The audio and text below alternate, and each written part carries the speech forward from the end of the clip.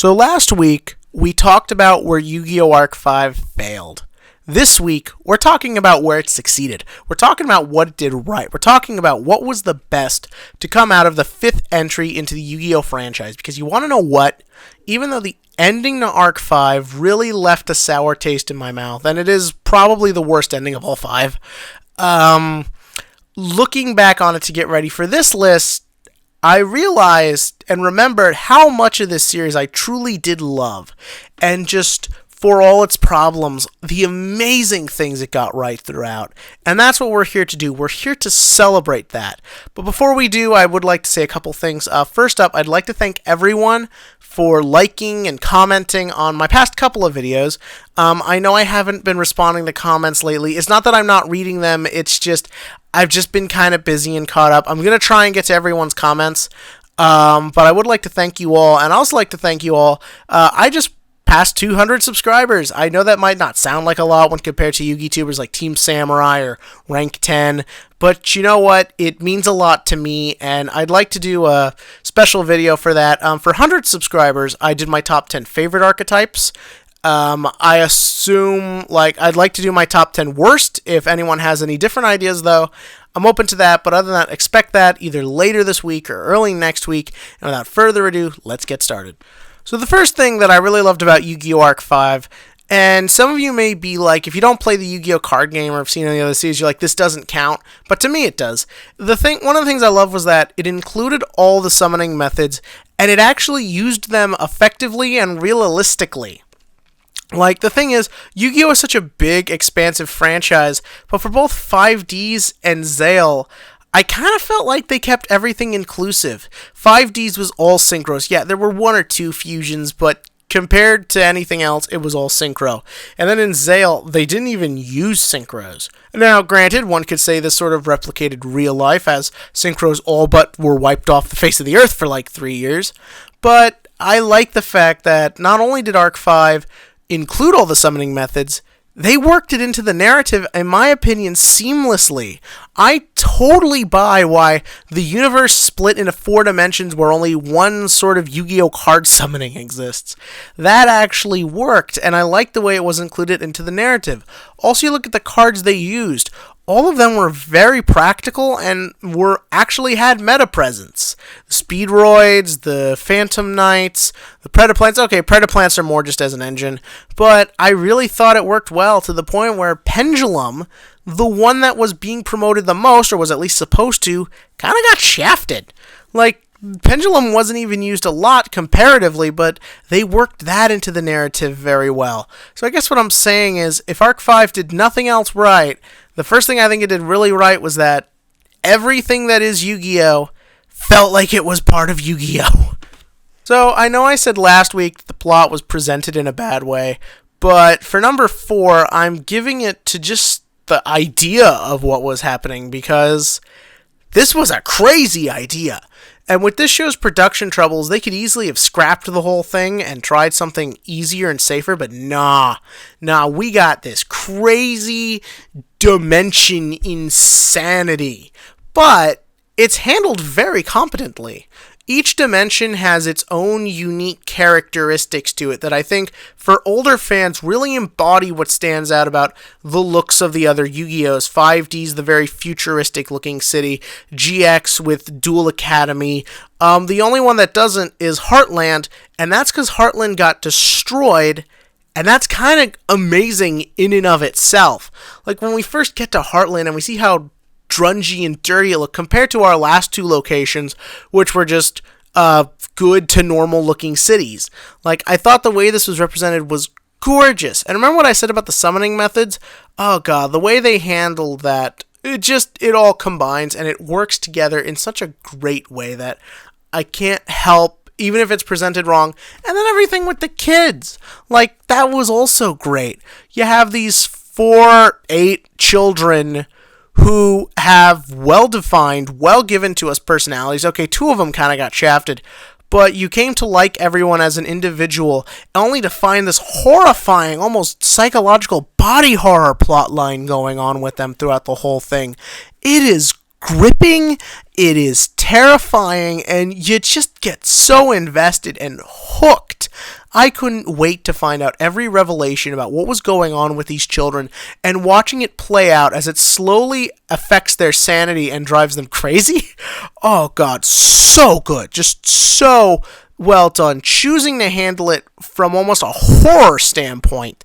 This is probably the creepiest one, even if it's not the scariest one. Just, oh god, I just love the way it was done just so much. So last week I talked about the bad characters like Gogen Zaka, Yuya, and Sawatori. Let's talk about the good characters, because for number 3, Arc 5 has some amazing characters into it. There's a lot of characters in this, and the way they hit home run on so many is inspiring. First up, there's our lead girl character, Yuzu, who I said for 3 years is basically the protagonist of this series. She has forward momentum. She has a great story arc. She is sympathetic, and she is relatable. The whole story with her, especially because when the series begins, you think she's just going to be a bratty teenager love interest. But you know what? No. Because she is not made out to seem special at first, there's such a great organicness to how everything is presented. You really do feel like you're in her shoes as this revelation that she's not even her. She, in a lot of ways, doesn't even really exist. She's just a splinter of another person. The whole thing, you just see the drama play out for her, and it is so sympathetic and so great. Yeah, her character kind of diminishes a bit after the Fortune Cup, but I still, the whole time, was rooting for Yuzu to make it out okay, and I just was so glad to see it. We also get Reiji, or as I used to call him, Hipster Kaiba. Freaking love Reiji. So much care went into making this character seem like a believable genius badass that it's insane. Everything from the way he talks, to the way he acts, to the way he looks at people, to the way he duels. You get such a strong sense he's always calculating. He's always thinking of his next plan. And when he does execute them, you genuinely believe it. So much care was put into setting him up as this almost villainous in his own right character that he was just so gripping. I'm usually bored by these all perfect genius characters like your Lelouches, your Light Yagamis. I'm not a fan of that character or even really that concept, but I thought it worked so well here, and I loved it just so much. We also have the boys. Yuya is boring, but Yuto, this war-torn guy looking to save the love of his life. Yugioh might be my favorite. Just this fun-loving, over-the-top, goofy dude just looking to get laid. Loved him. Yugioh is amazing. You know what? I take it back. Yugioh is the best. Yugioh is so... Not Yugioh. Yuri is so terrifyingly amazing. Like the way he just trolls people and the great animation on the way he acts and stuff. Such an amazing character. The girls, too. 2 of them get shafted, but Serena is a really great character. Sora is great. Shun's great. Some of these characters have moments where they weren't amazing, but they all stuck out very well. Hell, even the older characters coming back, I thought was handled pretty well because it wasn't just, hey, remember me? No, they were all worked into the narrative in a way I genuinely believed. I didn't feel like Crow or Alexis or Kaito were just being thrown in there to be thrown in there. They were just part of the story that happened.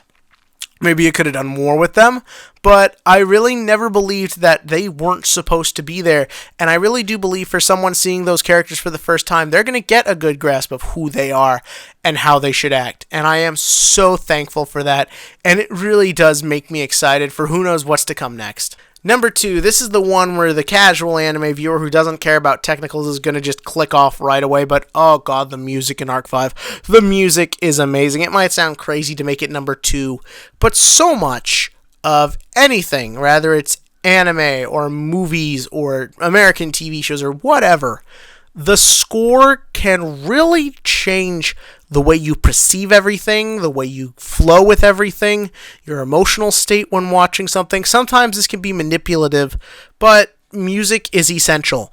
And Yu-Gi-Oh! Arc V's music is easily, hands down, best in the franchise. There's been some great musical pieces throughout Yu-Gi-Oh, but Arc V, I don't think there's a weak score in the bunch. Maybe just like one of the lesser played ones, but Yu-Gi-Oh's score is excellent with how fun and carefree and go lucky it is, to Reiji's much more serious and calculating and cold score, to Pendulum of the Soul, the one that plays when Yu-Gi-Oh Pendulum summons, sets you up for such a epic and interesting and twist and turning tale. That was actually my ringtone on my phone for a while. Yeah, call me a weeb, but I just loved it so much. I had to do it. So much of what made Yu-Gi-Oh! Arc V great is its music, and I'm not gonna lie, I don't know where this would place, but if I were to do a top 10 favorite scores in anime list, this would be on there somewhere. It is that good. Number 1 is this silhouette picture of Yuzu naked in the shower.